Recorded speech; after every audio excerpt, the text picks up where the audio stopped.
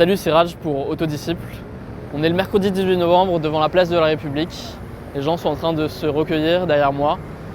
Je voulais vous parler aujourd'hui de quelque chose qui a été sûrement peu évoqué dans les médias, qui est l'impact psychologique réel des chocs sur les gens.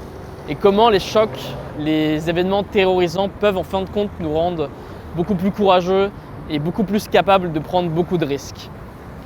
C'est quelque chose qui a été étudié dans plusieurs livres, notamment dans le livre Structure of Morale et le livre David et Goliath qui a repris cette idée-là.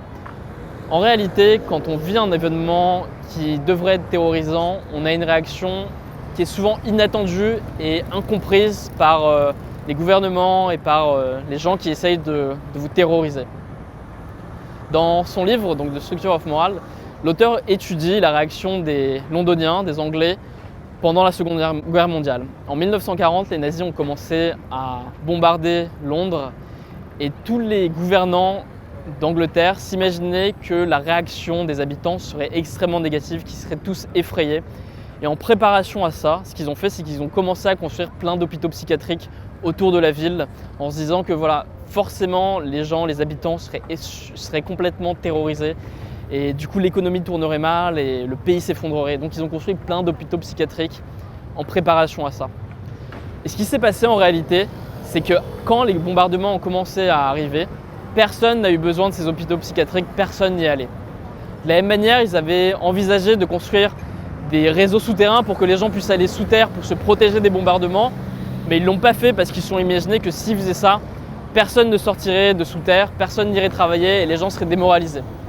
Ce qui s'est passé en réalité à partir du moment où les bombardements ont commencé, c'est qu'au début, effectivement, les gens étaient effrayés et terrorisés, mais très rapidement, il s'est passé quelque chose d'assez inattendu et extraordinaire, c'est que les gens étaient en réalité beaucoup plus courageux, ils se sentaient invulnérables, ils n'étaient absolument pas attentifs aux avions qu'il pouvait y avoir dans le ciel et ils n'avaient pas du tout peur des bombes, contrairement à ce qu'on pouvait croire.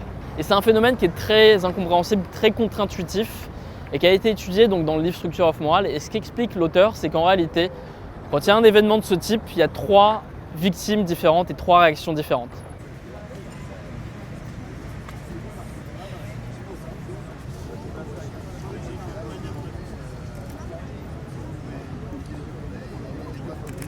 Les premières victimes, ce sont évidemment les victimes réelles, ce sont les gens qui succombent sous les bombes ou sous les balles. Et évidemment, ces victimes sont les plus importantes. Mais ces victimes-là, nous dit l'auteur, c'est pas elles qui produisent les mouvements de panique. Les morts n'ont pas le pouvoir de créer la panique dans la société. C'est pas elles qui font ça, c'est les gens qui sont autour d'eux. Donc autour de ces victimes réelles, qui sont un petit nombre, il y a un cercle de personnes plus nombreuses qui sont les réchappés de justesse. Les réchappés de justesse, c'est les gens qui ont pu être blessés, c'est les gens qui ont pu voir les événements en face d'eux et qui ont été effectivement terrorisés, qui ont été paralysés par les événements et qui, après avoir vécu ça, vont peut-être pas oser sortir de chez eux, qui vont peut-être avoir effectivement de gros problèmes psychologiques, qui vont avoir des traumatismes. Et un traumatisme, c'est ça, c'est quand vous vivez quelque chose de négatif et que plus le temps passe, plus votre blessure est profonde. Au lieu de se soigner, elle s'approfondit. Et effectivement, si vous avez vécu ce genre d'événement, ce genre de choc important de très près, vous pouvez vous trouver dans cette situation-là. Mais même si vous êtes dans ce deuxième cercle de victimes, dans ce petit nombre de gens qui ont vécu les événements quasiment directement, vous pouvez avec le temps quand même vous soigner, quand même avec le temps utiliser ça pour vous renforcer et faire de votre blessure une force. Mais au-delà de ces 2 cercles de victimes, il y a une 3e sorte de victimes qui sont les survivants éloignés.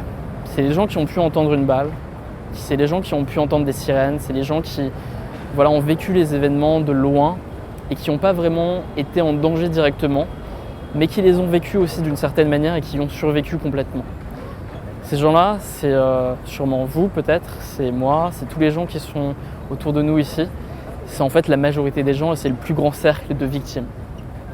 Et l'effet psychologique de ces attentats, de ces bombardements sur ces personnes-là est complètement l'inverse de ce qu'attendent leurs auteurs.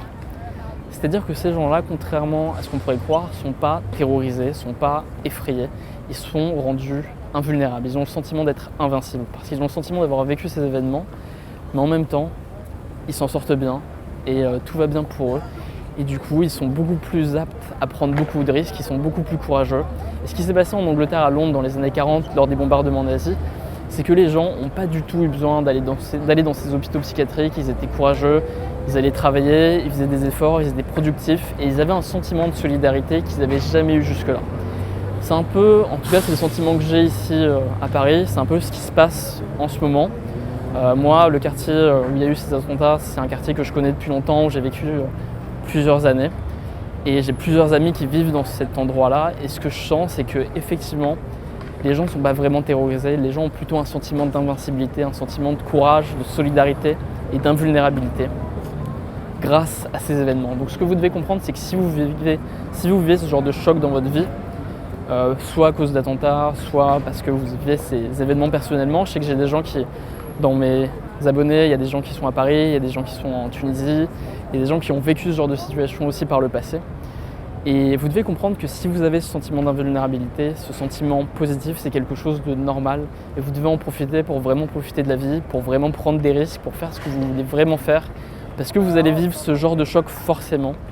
En particulier, si vous voulez prendre des risques, si vous voulez vivre de votre passion, si vous voulez entreprendre, forcément vous allez vivre des chocs importants. Et ce que vous devez comprendre, c'est que souvent, si vous survivez à ces chocs, vous serez beaucoup plus courageux et l'effet sera complètement l'inverse de ce que vos ennemis, de ce que vos adversaires essayent de produire chez vous.